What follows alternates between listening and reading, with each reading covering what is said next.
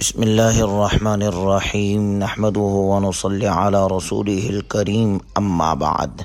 آج قرآن کریم کے 90 پارے کا خلاصہ ہے۔ 90 پارہ سورہ اعراف کے آخری 14 رکوعات اور سورہ انفال کے ابتدائی 4 رکوعات پر مشتمل ہے۔ 8ویں پارے کے اختتام میں قوم نوح، قوم عاد، قوم سمود اور قوم لوط کا ذکر ہے، اور اس کے بعد سورہ اعراف کے 11ویں رکوع میں قوم شعیب کا ذکر ہے، جس کا کچھ حصہ 8ویں پارے میں اور بقیہ حصہ 90 پارے میں ہے۔ شعیب علیہ السلام نے اپنے قوم کو اللہ کی بندگی کی دعوت دی، یا قوم اعبدوا اللہ ما لکم من الہ غیرہ، کہ اے میری قوم اللہ کے علاوہ کسی کی عبادت نہ کرو۔ قد جاءتکم بینۃ من ربکم فاوفوا الکیل والمیزان ولا تبخسوا الناس اشیاءہم ولا تفسدوا فی الارض بعد اصلاحها، ناپ تول کو پورا کرو اور لوگوں کو ان کی چیزیں گھٹا کر مت دو اور زمین میں فساد مت پھیلاؤ۔ قوم شعیب میں یہ برائی پائی جاتی تھی کہ وہ لوگوں کے حقوق پورے ادا نہیں کرتے تھے، ناپ تول میں کمی کرتے تھے۔ جب حضرت شعیب علیہ السلام نے انہیں ان جرائم سے باز آنے کی تلقین کی تو قوم نے ان کی بات ماننے کے بجائے دھمکی دی، کہنے لگے اے شعیب، ہم تمہیں اور تمہارے ماننے والوں کو اپنی بستی سے نکال دیں گے۔ اگر چاہتے ہو کہ ہمارے ساتھ رہو تو دوبارہ اپنے آباء و اجداد کے عقائد کو اختیار کر لو۔ حضرت شعیب علیہ السلام نے کہا کہ اللہ نے ہمیں حق کی راہ دکھائی ہے، ہم ہرگز اس راہ کو نہیں چھوڑیں گے۔ جب ان کی قوم حد سے تجاوز کر گئی فأخذتهم الرجفہ، تو ان پر زلزلے کا عذاب آیا اور قوم ہلاک اور برباد ہو گئی۔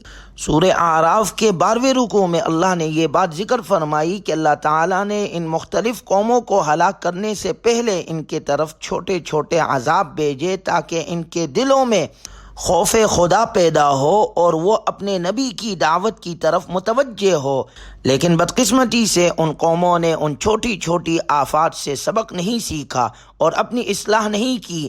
آخر کار وہ ہلاکت سے دوچار ہوئے، چاہے قوم نوح ہو، قوم عاد ہو، قوم سمود یا قوم لوط یا قوم شعیب، ان سب کی مثالیں آتی ہے۔ اللہ نے ان پر ظلم نہیں کیا بلکہ وہ خود اپنے جانوں پر ظلم کرنے والے تھے اور حد سے تجاوز کرنے والے تھے۔ اس لیے اللہ نے اگلی آیت میں ذکر فرمایا وَلَوْ أَنَّ أَهْلَ الْقُرَىٰ آمَنُوا وَاتَّقَوْا لَفَتَحْنَا عَلَيْهِمْ بَرَكَاتٍ مِّنَ السَّمَاءِ وَالْأَرْضِ، اگر یہ بستی والے ایمان لے آتے اور تقوی اختیار کر لیتے، اپنے آپ کو گناہوں سے بچا لیتے، ہدایت کے راستے پر آ جاتے، تو اللہ تعالیٰ ان پر زمین اور آسمان سے برکتوں کے دروازے کھول دیتا۔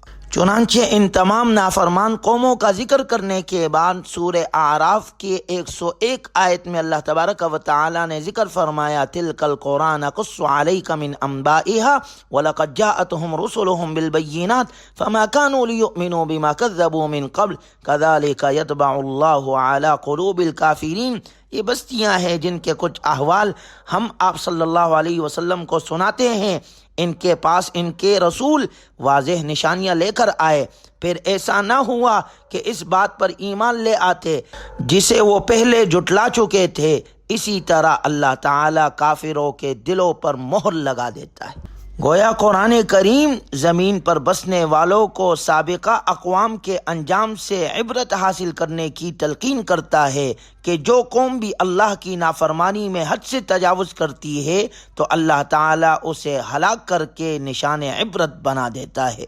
اس کے بعد سورہ اعراف کے 13ویں رکوع سے حضرت موسیٰ علیہ السلام کا تفصیلی واقعہ ذکر کیا گیا ہے۔ حضرت موسیٰ علیہ السلام نے فرعون کے سامنے اپنی رسالت کا ذکر کیا۔ وقال موسیٰ یا فرعون انی رسول من رب العالمین، جب حضرت موسیٰ علیہ السلام نے فرعون کے سامنے یہ دعویٰ کیا کہ میں رب العالمین کی طرف سے رسول بن کر آیا ہوں، تو فرعون نے مذاق کے طور پر کہا اچھا اگر واقعی تم اپنے دعوے میں سچے ہو تو کوئی معجزہ دکھاؤ۔ فَأَلْقَىٰ عَصَاهُ فَإِذَا هِيَ ثُعْبَانٌ مُّبِينٌ وَنَزَعَ يَدَهُ فَإِذَا هِيَ بَيْضَاءُ لِلنَّاظِرِينَ۔ حضرت موسیٰ علیہ السلام نے اپنی لاٹھی زمین پر ڈال دی، جو دیکھتے ہی دیکھتے ایک خوفناک اژدہے کی شکل اختیار کر گئی۔ پھر آپ نے اپنا ہاتھ نکالا جو بغیر کسی عیب کے چمک رہا تھا، چنانچہ اگلی آیات میں تفصیل کے ساتھ حضرت موسیٰ علیہ الصلاۃ والسلام کا واقعہ بیان ہوا ہے، اس لیے کہ ان کی قوم کی جہالت اقوام عالم کی جہالت سے بڑھ کر تھی، اور آپ کی مخاطب قوم میں ایسا فرد بھی تھا جو خدائی کا دعوے دار تھا۔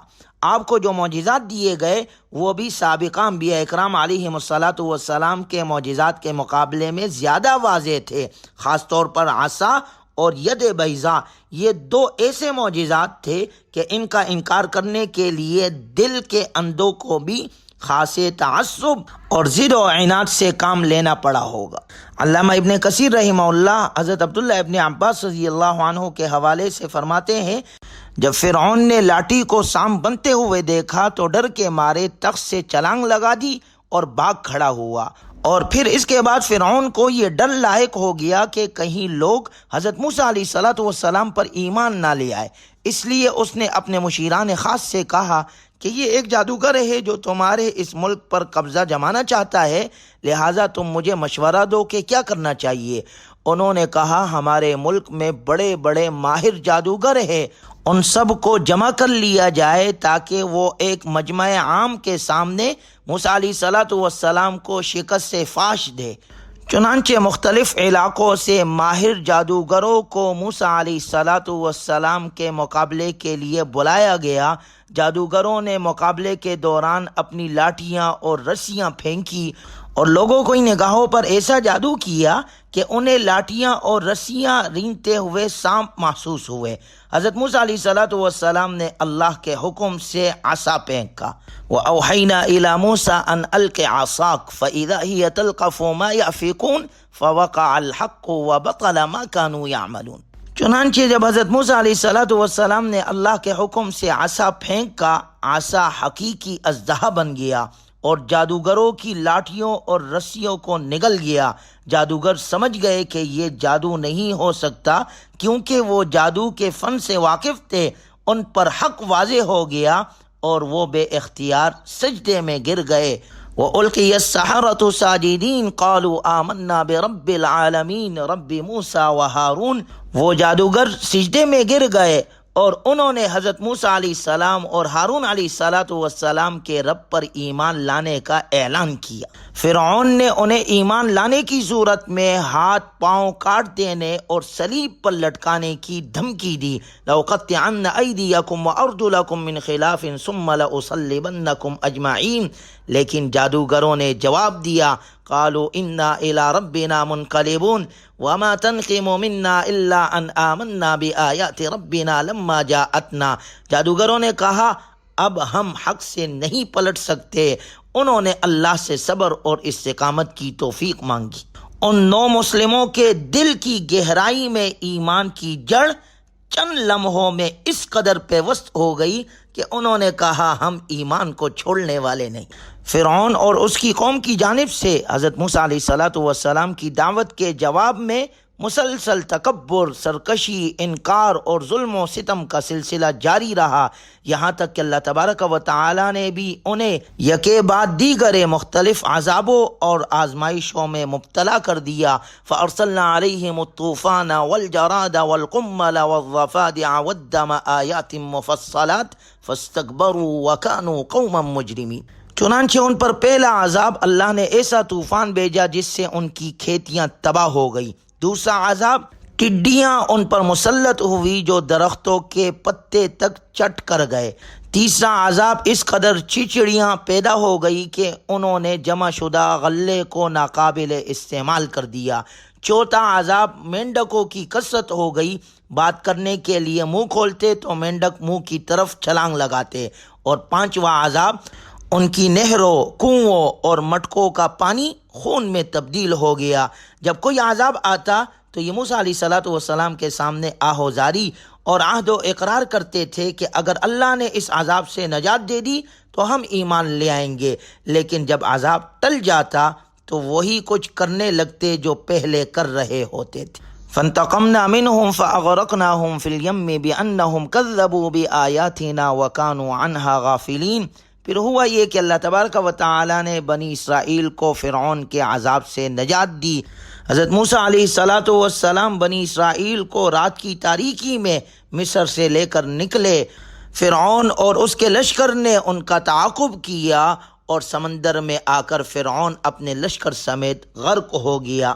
وَأَوْرَثْنَا الْقَوْمَ الَّذِينَ كَانُوا يُسْتَضْعَفُونَ مَشَارِقَ الْأَرْضِ وَمَغَارِبَهَا الَّتِي بَارَكْنَا فِيهَا وَتَمَّتْ كَلِمَةُ رَبِّكَ الْحُسْنَى عَلَى بَنِي إِسْرَائِيلَ بِمَا صَبَرُوا وَدَمَّرْنَا مَا كَانَ يَصْنَعُ فِرْعَوْنُ وَقَوْمُهُ وَمَا كَانُوا يَعْرِشُونَ۔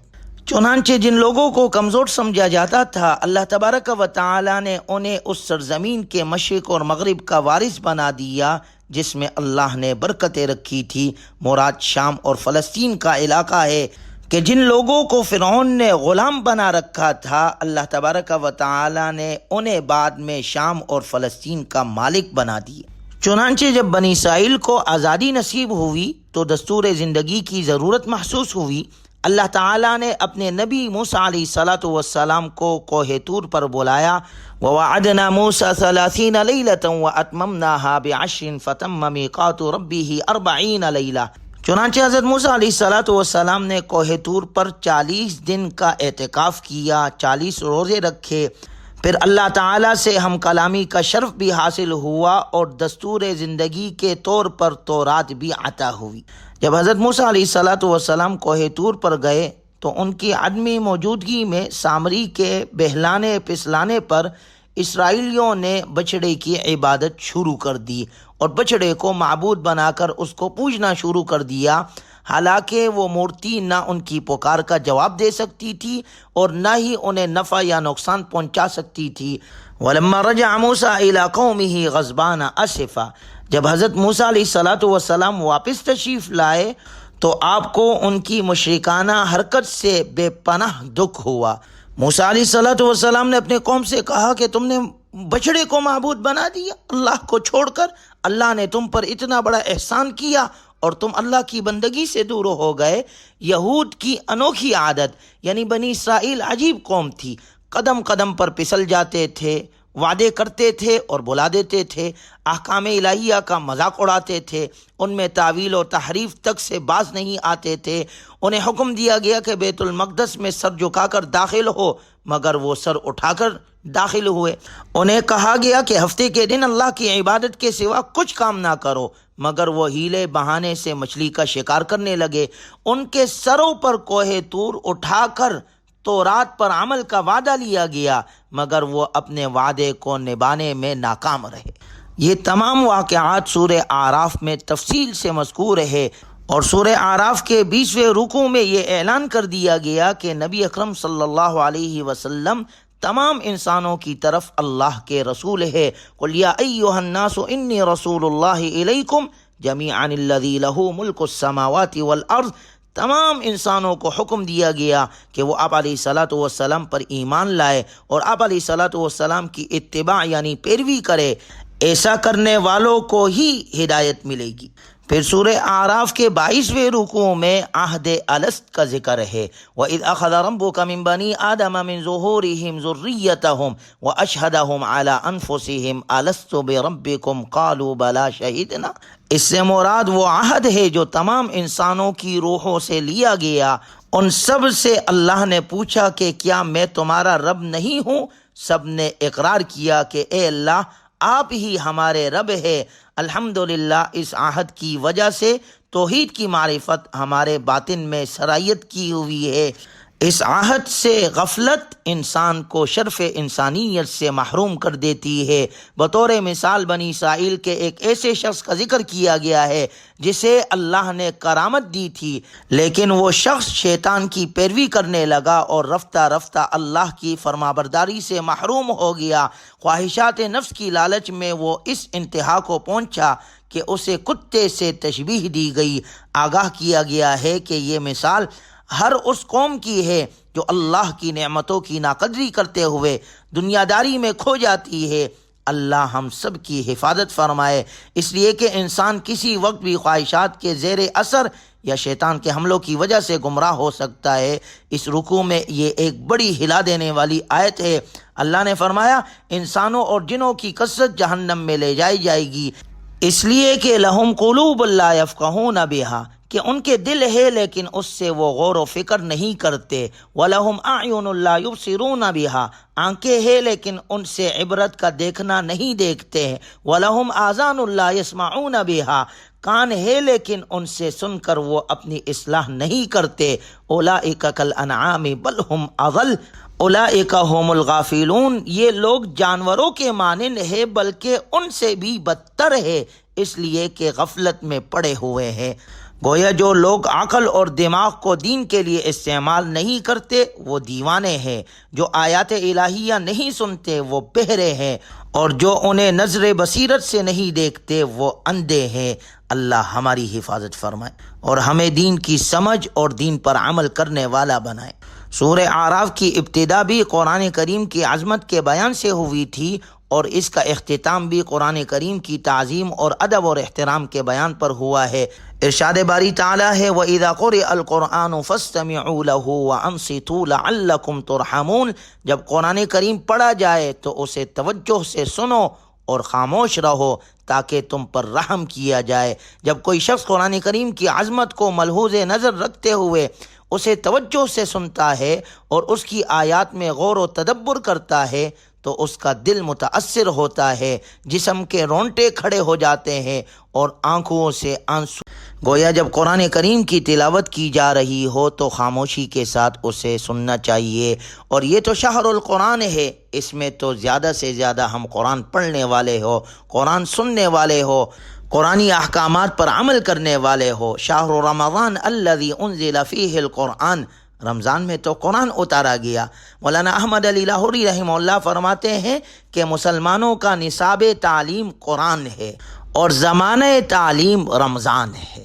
گویا ہم رمضان میں قرآن کو پڑھنے والے ہو، قرآن کو سیکھنے والے ہو، قرآن کو اپنی زندگی میں لانے والے ہو، اس ایک مہینے میں قرآن پر محنت کریں گے تو سالہ سال اللہ ہماری زندگیوں میں قرآن کو زندہ کرے گا۔